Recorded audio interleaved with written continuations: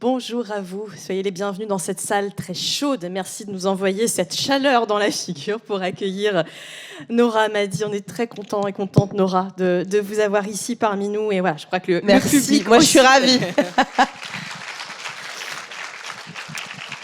Margot. Merci. Et merci de m'accueillir vraiment, je suis hyper contente d'être là. Demain, c'est dimanche 15 mars, c'est jour d'élection municipale. Probablement que dans la soirée, vous allumerez votre télé, votre radio pour connaître les résultats dans votre ville, dans votre quartier. Et peut-être qu'il y en a parmi vous qui auront ce réflexe qu'on est nombreux et nombreuses à avoir gardé, à aller regarder aussi comment ça a voté dans la ville d'où on vient. Garder ce lien, voir ce que devient l'endroit d'où on vient. Nora, je suis sûre que vous irez regarder les votes des quartiers sud de Longjumeau, dans l'Essonne, qui est la banlieue de vos origines. Je serais même prête à parier, mais là, ça n'engage que moi, que dans la revue de presse que vous allez écrire dans la nuit de dimanche à lundi, à un horaire complètement indécent, et que vous présenterez en ondes, comme tous les jours, à 8h47 pétante sur France Inter, vous nous donnerez un peu à voir ces élections municipales du point de vue des périphéries, des marges, des espaces de relégation de notre douce France, dont les préoccupations passent souvent sous les radars. Et là, vous entendez très subtilement les références à 2 émissions de France Culture dont vous avez été la voix. Votre voix, elle est connue, elle est reconnue, elle est identifiable, elle porte. Depuis vos débuts en journalisme, en 2005-2006, on va y revenir sur ces dates, vous l'utilisez cette voix pour faire entendre celles et ceux qu'on n'écoute pas, mais qu'on raconte très volontiers à leur place, avec ce récit autobiographique que j'ai caché sous mes feuilles, qui nous réunit cet après-midi. La Maison des Rêves, publiée l'an dernier chez Flammarion, vous vous faites porte-voix, et peut-être même plus encore archive vivante, des habitants du quartier populaire, qui a été votre terrain de jeu, votre terrain d'apprentissage, votre terrain de rêverie aussi. À votre histoire personnelle et familiale, vous venez mêler celle des habitants de la Rocade Bel-Air, ceux dont vous vous souvenez, et puis ceux que vous avez retrouvés en 2024, quand vous êtes revenus sur les lieux de votre jeunesse. Je vous le disais, toujours aller voir ce que devient l'endroit d'où on vient.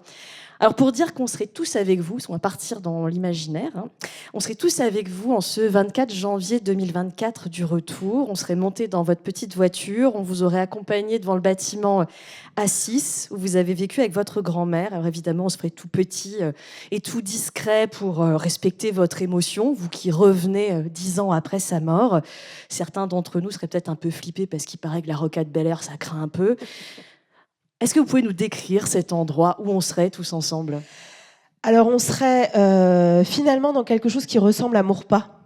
Quand je suis arrivée ce matin, je me suis dit c'est drôle parce que on arrive déjà sur des parkings. Il y a toujours ces voitures qui sont un peu hémiplégiques.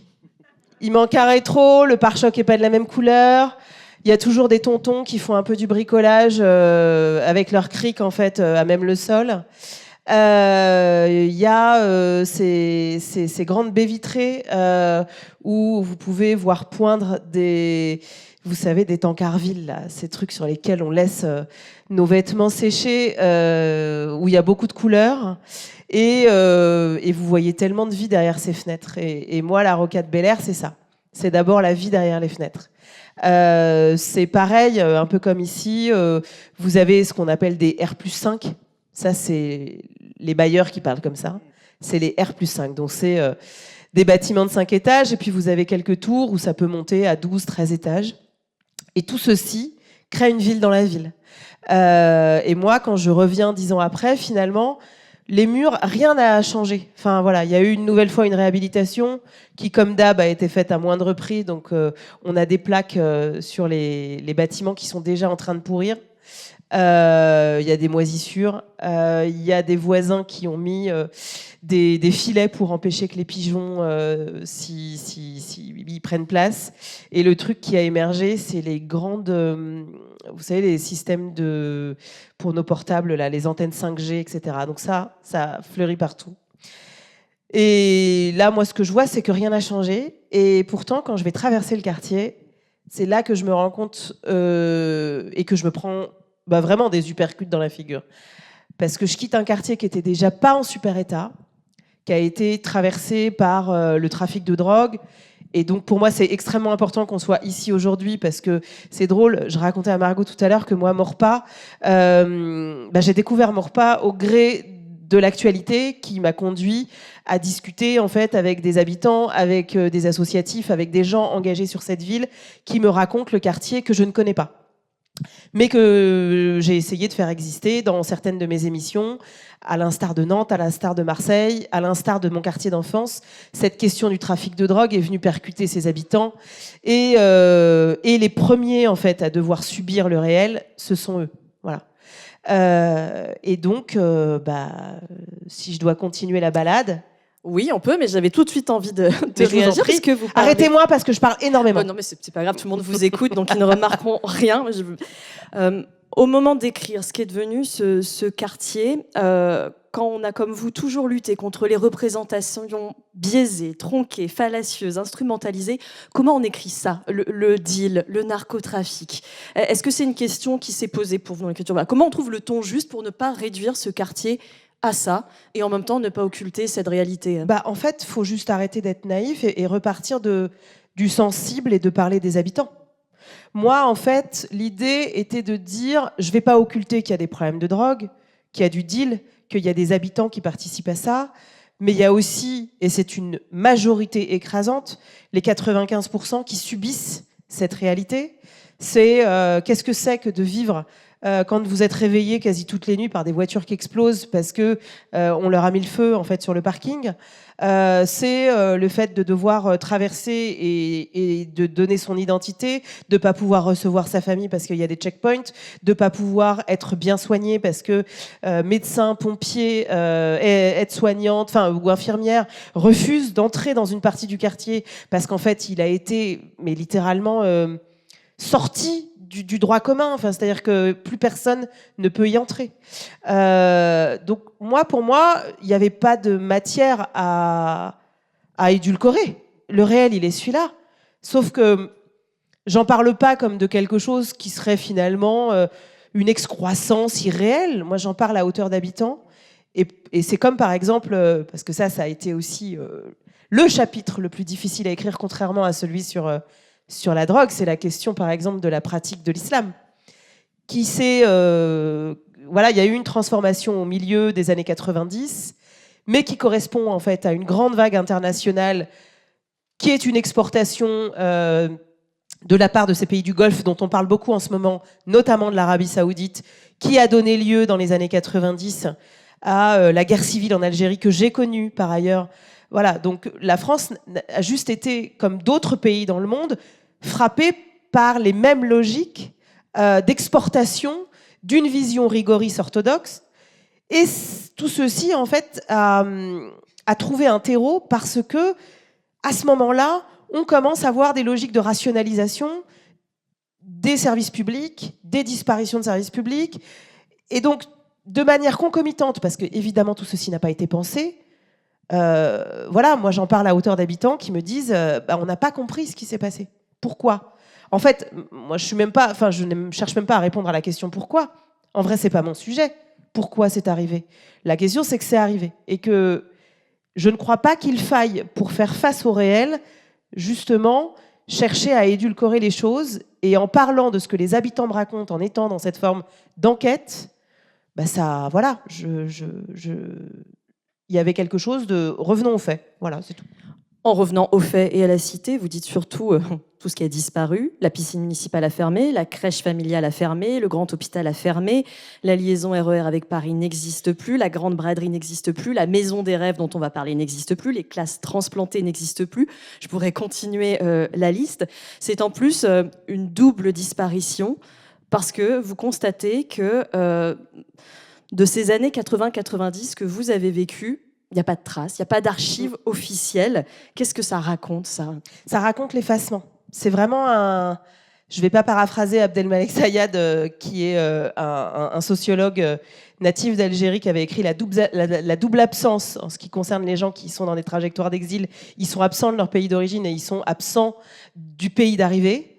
Et bien là, finalement, je me retrouve dans une situation où je cherche la mémoire de mon quartier d'origine et où cette mémoire n'existe pas, et où tous les services publics, toutes les structures, toutes les associations qui ont permis de constituer cette mémoire collective, qui ont permis de constituer ces liens, qui sont ce que j'appelle en fait les espaces du soin dans une ville. On ne décrète pas le lien social. Il faut des lieux pour créer ça, et on ne décrète pas le vivre ensemble. Pour vivre ensemble, il faut faire ensemble. Et il y a 2 façons de faire ensemble. Il faut bouffer et il faut faire la fête. Je vous l'annonce. J'ai fait beaucoup de quartiers dans ma vie. C'est toujours comme ça que ça marche. Et donc, et quand j'arrive, moi, en me disant, je pense que ces espaces-là, la banlieue des Champs qui est la mienne, parce que moi, je fais pas partie de cette banlieue rouge qui a beaucoup été racontée, notamment par le Parti communiste qui en a fait des épopées. Moi, aujourd'hui, je vis dans une ville de la banlieue rouge qui est Ivry-sur-Seine, si certains situent un petit peu autour de Paris. C'est 100 ans de communisme municipal. Le service des archives, c'est 5 personnes à temps plein. Moi, j'arrive dans une ville qui n'a même pas daigné, si je puis dire, verser une part de cette histoire aux archives. Quand je vais aux archives départementales, rien n'a été versé depuis 1968, c'est-à-dire depuis la création du quartier. Les gens sont entrés dans le quartier, ont investi les appartements et rien n'existe depuis, premièrement. Deuxièmement, c'est l'effacement de ces services publics que tu viens d'énumérer, qui a été pour moi aussi une grande violence.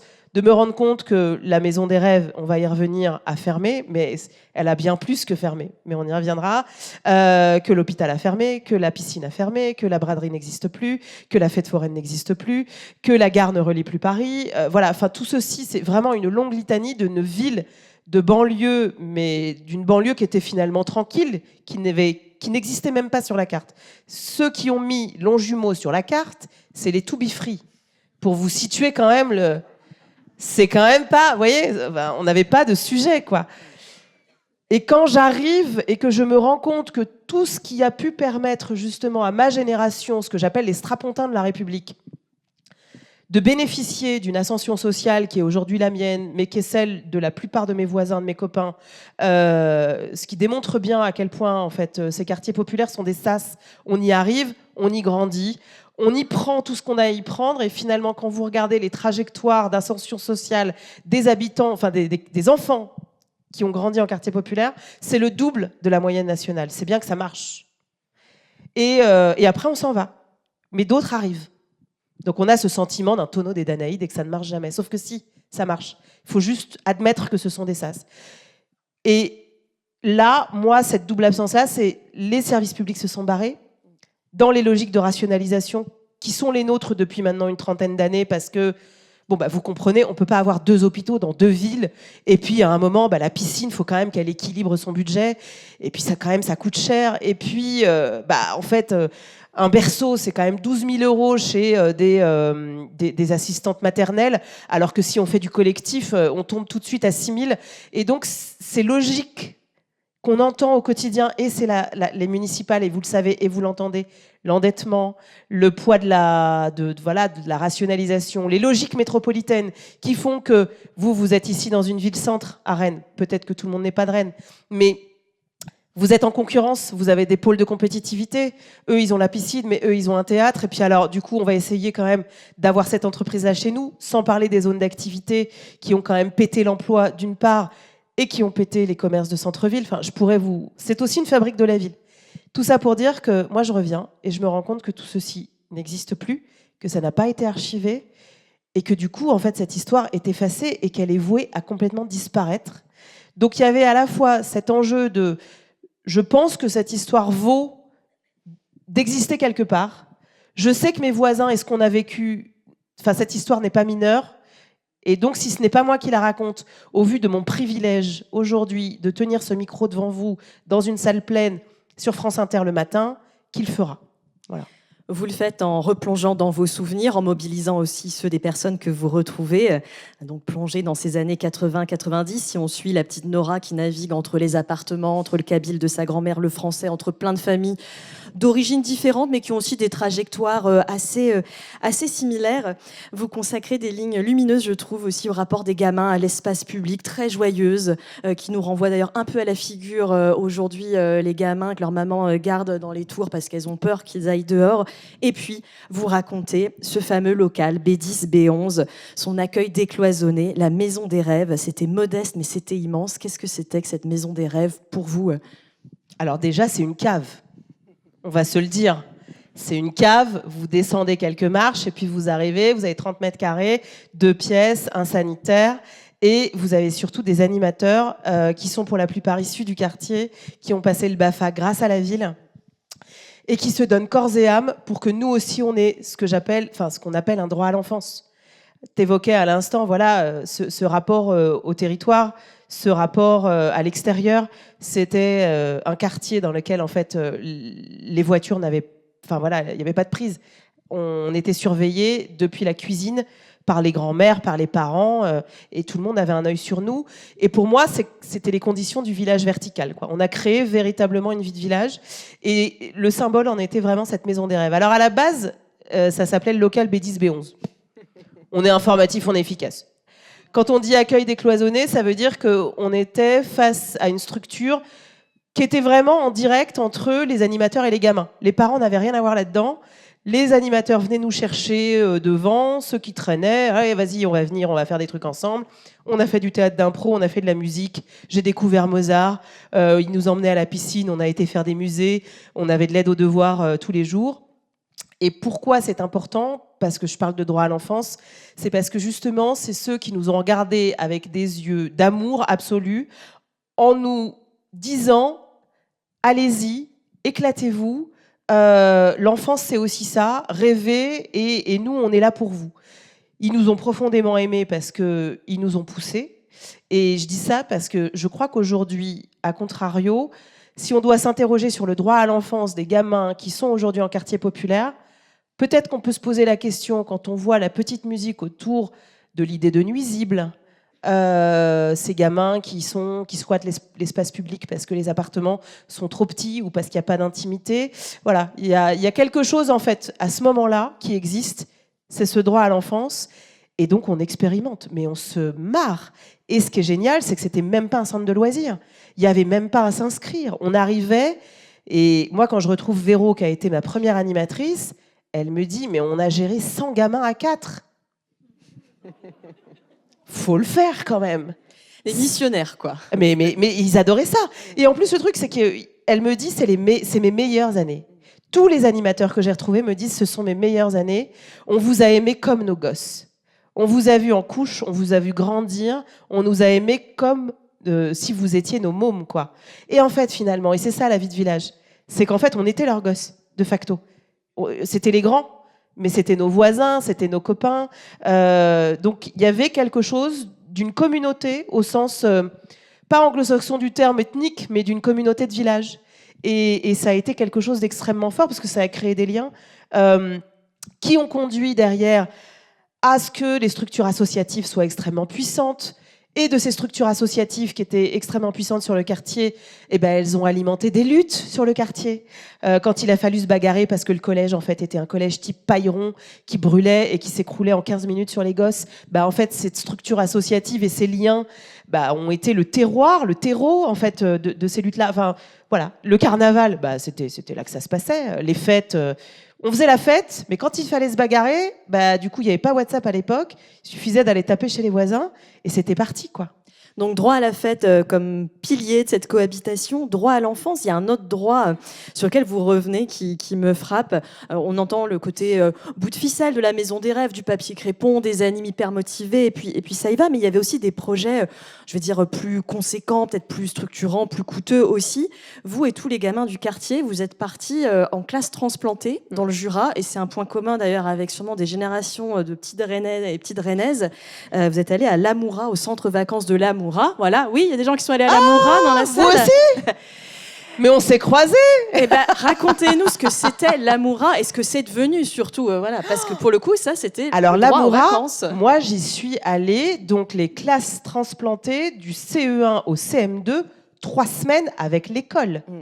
On y allait, alors il y avait les classes, les colos avec les animateurs, dont certains faisaient partie de la Maison des Rêves, mais moi c'est 3 semaines, les instits qui nous emmenaient, enfin, il faut quand même se souvenir, est-ce qu'aujourd'hui, vous connaissez un ou une instit, prof, susceptible de partir 21 jours avec sa classe à l'Amoura?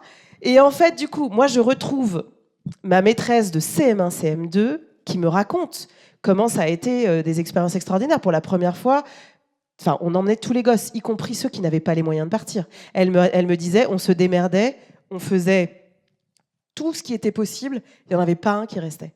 Aucun n'est resté. Aucun n'est resté au quartier. On se démerdait pour avoir des parents, qui nous filent en fait des combinaisons. Vous avez tous fait du ski. Ils nous ont tous réveillés à 1h du matin pour aller chasser le dahu. Vous aussi, vous l'avez fait. Ah ben oui, voilà. Voilà. Et ce qui était génial, c'est que là aussi, il y avait quelque chose d'une grande abnégation, d'une immense générosité de la part du corps enseignant. Et ce qui est terrible, c'est que moi, je sais à quel point ça m'a constitué, en fait, partir 3 semaines. Puis alors, vous imaginez, il n'y avait pas de portable, on s'écrivait des cartes avec nos parents, il n'y avait pas le droit au téléphone. Qui ferait ça aujourd'hui ? Moi, je lis des papiers 1 jour sur 2, comme quoi il y a des parents qui mettent des AirTags à leurs gosses. Vous savez, les systèmes des puces, là. C'est quand même des puces GPS. C'est pas un chien. Bref, pardon. Donc, il n'y avait pas de puce à l'Amoura. Ouais, il n'y avait pas de puce. Comment c'était financé ? Parce que moi, je me suis posé cette question en lisant. Aujourd'hui, il n'y a plus un sou, mais vous arriviez à ce moment-là. À l'époque, ce sont plusieurs municipalités qui se mettent ensemble et qui montent ce village. Et donc, chacun avait un espèce de droit de tirage pour X semaines dans l'année. Et donc, c'était un des centres, c'était le plus grand centre d'accueil du Jura, à côté de Besançon. Et le problème, c'est que dès le milieu des années 80, on commence à se rendre compte que ça tire un peu côté finance. Et puis, c'est pareil, c'est comme une petite lèpre, comme pour nos services publics finalement. Petit à petit, vous avez 1 ville, 2 villes, 3 villes qui se désengagent. Et puis, je vous invite, c'est France 3 Lorraine qui a fait un reportage absolument terrible. Si vous tapez aujourd'hui l'Amoura, voilà, ça a été repris par une entreprise qui a elle-même fait faillite. Et le centre est aujourd'hui presque un espèce d'espace fantôme. C'est-à-dire qu'il n'a même pas été vidé. La Seine, il y a encore des décors, etc. La piscine, il n'y a plus d'eau, mais voilà. Et donc, mais c'est assez révélateur de la manière dont on a laissé... on n'aurait peut-être pas pu financièrement. Moi, je vois des villes en fait qui continuent à faire face à... c'est un choix politique, c'est clair, c'est un choix politique, mais il y a des villes qui continuent à se dire que c'est important le droit aux vacances. Parce qu'on ne décrète pas qu'il faut partir en vacances. Ça aussi, ça s'apprend. Partir, voilà. Au mi-temps des années 90, quelque chose a changé et on ne sait pas vraiment quoi, écrivez-vous dans le livre, et vous avez commencé à nous en parler tout à l'heure. De quel moment de bascule vous avez eu le sentiment d'être témoin, alors qui correspondent aussi à une avancée en âge pour vous? Ces souvenirs que vous avez, c'est les souvenirs d'une enfant, à hauteur d'enfant. On peut imaginer que peut-être tout est coloré et heureux parce qu'on passe à côté de certaines choses. Quand on grandit, peut-être qu'on gagne en lucidité. Mais qu'est-ce que vous avez, vous, Allons Jumeaux, le sentiment de voir changer vraiment de près? Il y a de manière concomitante cette arrivée d'une forme de pratique religieuse bien plus orthodoxe, qui fracture y compris les familles. C'est-à-dire qu'il y a un pavillon qui est au-dessus du collège, qui est racheté par une association, on ne savait pas à l'époque, mais c'est une association cultuelle, qui vient faire du prosélytisme carrément pendant les récréations. Quelques années plus tard, en fait, le quartier est transformé. C'est-à-dire qu'à un moment, vous vous réveillez et puis vous vous dites « Waouh, il s'est passé quoi ?»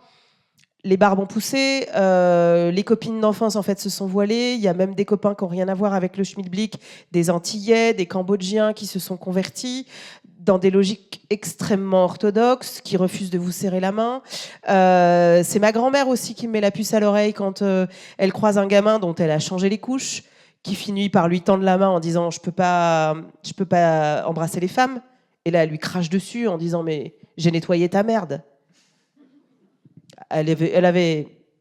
Non, mais elle gagne à être connue, mais malheureusement.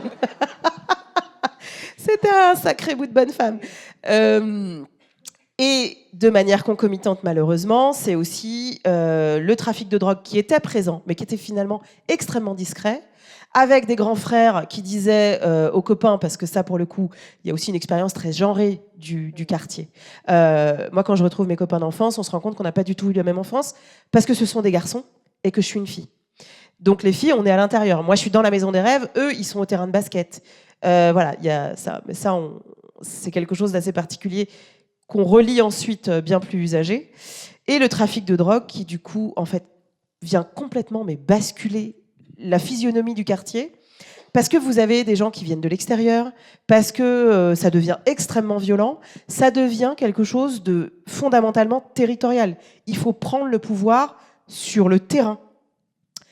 Et là, c'est une guerre des nerfs, puisque ça s'installe dans les halls, ça cache des choses dans les escaliers, dans le vide ordure. C'est des voisins, des voisines qui se bagarrent et qui ne veulent pas voir s'installer ce genre de pratique, en fait, dont les noms sont tagués en mode « on va violer ta fille ». C'est une guerre des nerfs qui finit en fait par emporter ceux qui avaient les moyens de partir, mais qui avaient fait le choix de rester. Parce que ce village, en fait, était pour eux extrêmement important. Donc ceux-là, ils s'en vont.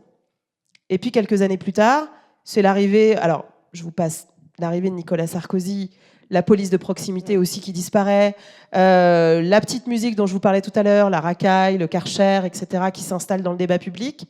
Et puis, son arrivée au pouvoir, les surloyers qui sont mis en œuvre, et ceux qui restaient malgré tout, envers et contre tout, et qui étaient là...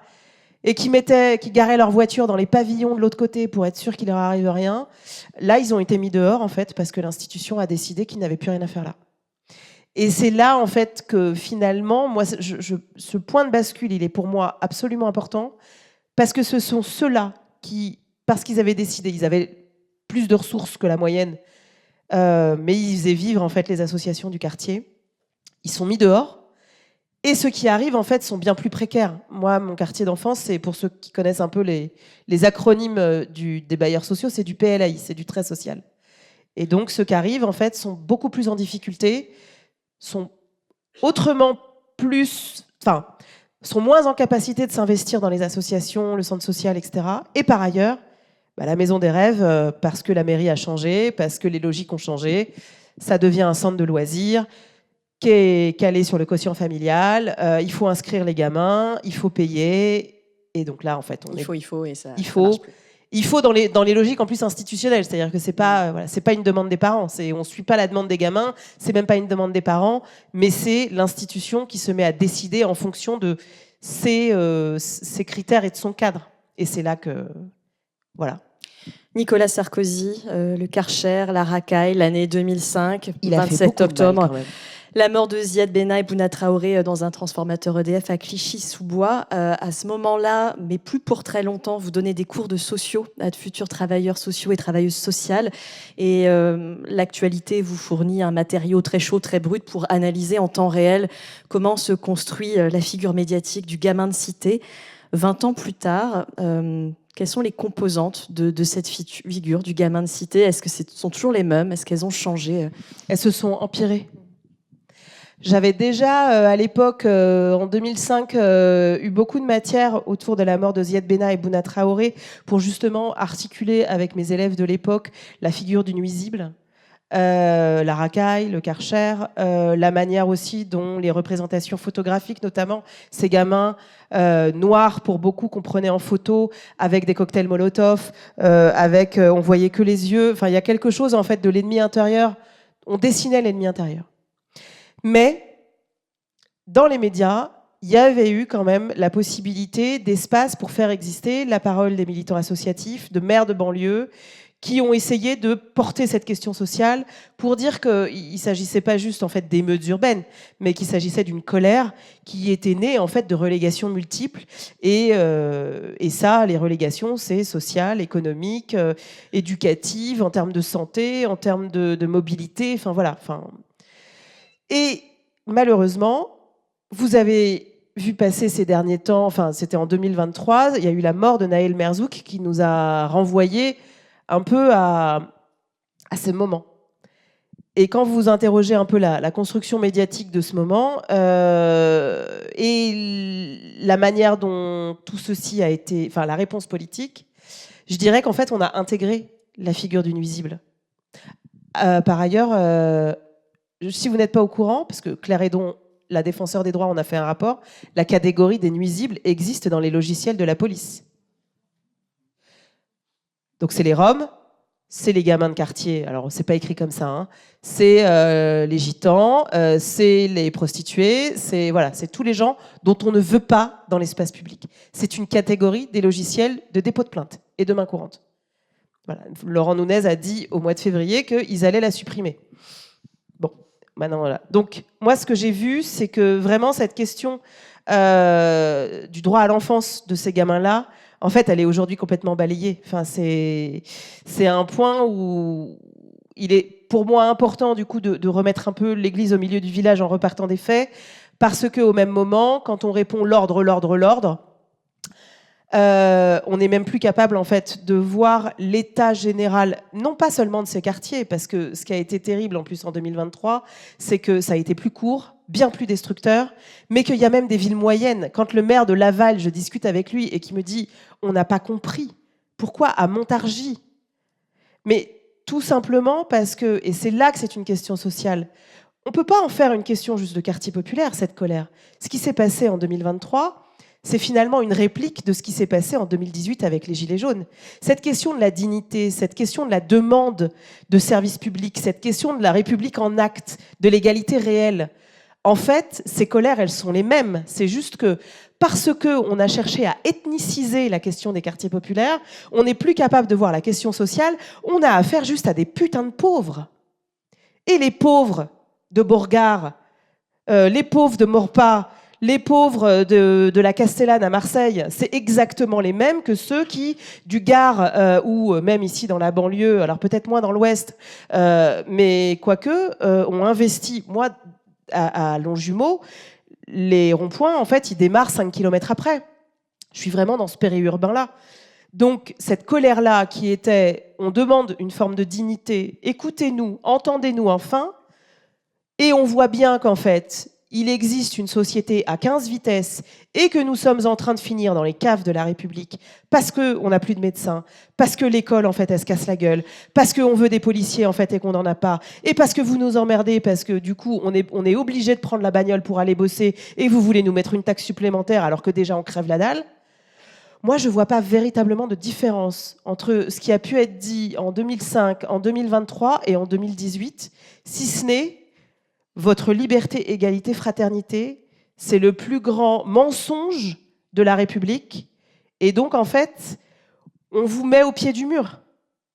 Est-ce que vous allez véritablement être capable de mettre en acte la République ? Et quand, et j'en finirai là parce que je vois bien que je déborde, quand le président de la République fait tout un grand discours sur le séparatisme dans les quartiers populaires, là aussi, soyons pas naïfs, il y a des tentations pour certains. Sauf que c'est ultra minoritaire. Moi, je les ai jamais quittés, les quartiers. J'ai changé de quartier, mais je les ai jamais quittés. Ça fait 20 ans que je fais des ateliers en quartier populaire, dans plein de coins de France, beaucoup en Île-de-France, mais j'en ai fait beaucoup, par exemple, dans la Nièvre, pendant 6 ans. Et en fait, les trajectoires sont les mêmes. Le droit à l'éducation, la possibilité de choisir son orientation quand vous êtes face à des gamins qui choisissent leur orientation en fonction des horaires de TER. Ça dit quelque chose. Bref. Et quand le président de la République nous fait tout un truc sur le séparatisme et qu'il va falloir qu'on fasse une loi parce que vous vous rendez compte, etc., moi, je pars dans une colère absolue en disant « Mais le séparatisme, de qui on parle ?» Celui qui s'est barré... Enfin, c'est l'État qui s'est barré. C'est la République qui s'est barrée. Donc le premier des séparatismes qu'il faut interroger, et c'est pour ça que je reviens 10 ans après en mettant des faits, moi, je vais vous raconter une histoire, et c'est celle de la République qui se barre de mon quartier d'enfance et de ma ville d'enfance. Et en exergue, vous citez le rappeur Fab, « L'espoir est loin. En fait, si j'écris, c'est pour éviter de descendre dans la rue en poussant des cris. » Merci pour vos cris, Nora Hamadi. Merci beaucoup. Je crie quand même un peu. Merci à vous. Merci pour vos questions, vraiment. Bon, on en aurait bien pris plus, mais on doit évacuer la salle, paraît-il. La Maison des Rêves.